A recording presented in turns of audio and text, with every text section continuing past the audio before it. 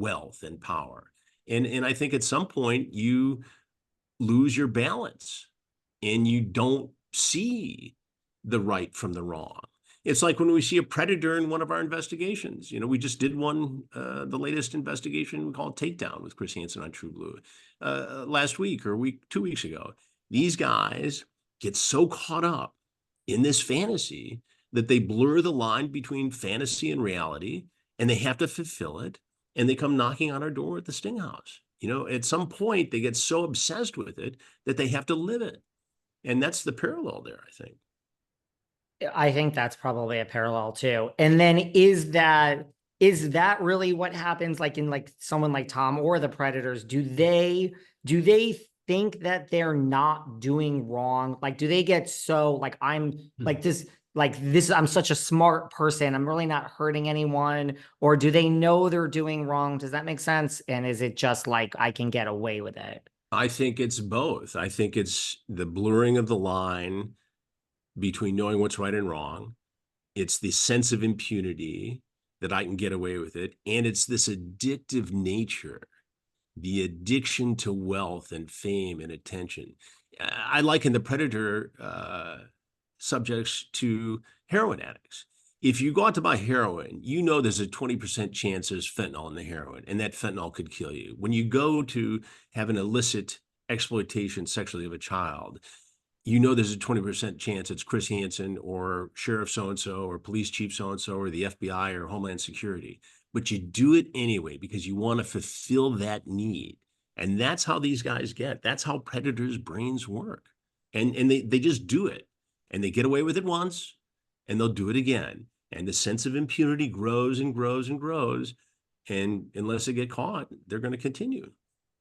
Right. And I always describe it, and you have so much more experience in this than me, but I always describe it like if you're doing something bad, whether you're a predator or Tom, and you get away with it, like, and you think the world is closing on, like, right, you're nervous for 24 hours for a week, but then the like siren speeds by your house. Right.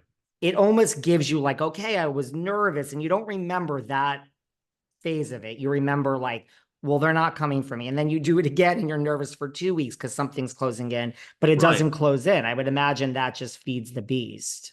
Well, I also think that when you have so much money coming in, you think that there's always going to be more, but there isn't. There's a finite amount. And if you look at what the feds have filed most recently in the trial against him, they can point to $25 million allegedly of stolen money from clients of the law firm that went into the Erika Jayne production company. And that's money that they can forensically show. And, I know Girardi will try to lay this off apparently on a CFO, and the CFO will try and lay it off on Girardi. And that'll be, part of what goes on at trial. But, forensic evidence in the financial world is very strong. And it's not really a murky thing that needs to be interpreted. They can show A to B to C to D. And in this case, it's not just, the government that didn't get their tax money. It's victims of horrendous situations that didn't get the money they deserve from settlements and lawsuits. And so there's a face on this. There's a tragic face. And we met some of the victims last night who are going to be in this documentary, in this podcast. And there is real harm here. I mean, these people were exploited in a horrific way. And for what? For multi-million-dollar diamonds? For a fake Hollywood career? It's horrendous.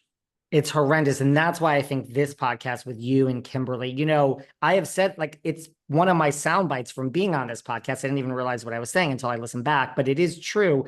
The victims do get lost in this, which is why I think your podcast is so imperative, because yes, there's the Erika Jayne of it all and the Real Housewives of Beverly Hills of it all. And I understand that that's what this whole show here is based on, but the victims really do get lost in this whole thing.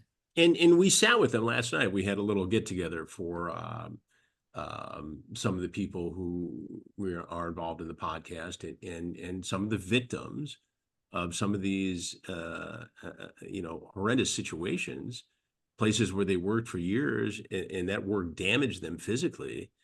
And, their bodies are ticking time bombs. They know that their time on this planet is limited. And the question they have is, am I ever going to get justice here? Am I going to get the money that I won, that I so richly deserve in a legal procedure that was taken from me by the guy who was supposed to be my savior here?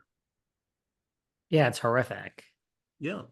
How does Tom compare to all of these, predators? Like, where is he on the list of, horrendous criminals that you've dealt with in your career? Well, I think when somebody masquerades as a savior, as a gallant knight doing battle with an evil system, an evil and oppressive system, and they portray themselves in this manner, and they gain the trust of victims, and then they turn around and re-victimize the victims. I think that's among the worst of the worst, if these allegations are in fact true. And it certainly seems there's a lot of evidence that many of them are.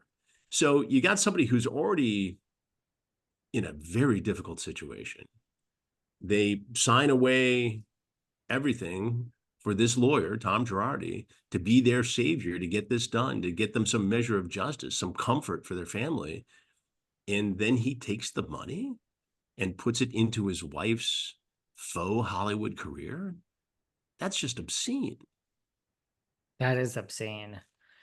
Is there one common mistake you think? I mean, we kind of just touched upon this a little bit, but like, is there a common mistake like a predator, Tom Girardi? Like, is there something that you think leads to a criminal's downfall to get caught? Because like Tom has done this for, like you said, almost, it's years and years and years. Like, is there a common mistake that you see? Well, they don't know when to stop. First of all, you shouldn't be doing it in the first place, right? And Right. it's not that hard to be successful and wealthy in this world, right? A guy like Tom Girardi could have had just as much fun, just as much comfort, just as much success, and not stolen the money of clients, right? I mean, Yeah. how many millions of dollars do you need? You know, how shiny of a trophy does your trophy wife have to be? And they lose sense of balance. They lose their equilibrium. And so they go to extremes in these cases. And it's predatory behavior.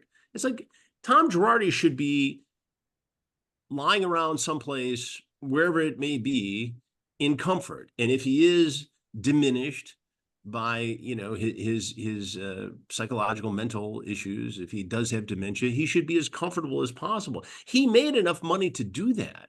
He could have gone out as a champion of the people, but he didn't. He lost his balance, and now he's going to pay for the price of his golden years. Yeah. Right. Like one private plane would have been enough. You didn't need to do all this for an extra Yeah, one. right. I mean, you're pretty comfortable. Why Right. push it so hard? And that's often at times, I think, the downfall for some of these predators. Are you shocked that we're here at the trial? Because I mean, I really did think, brilliant lawyer, criminal, but brilliant lawyer. I mean, I really did think that he was going to,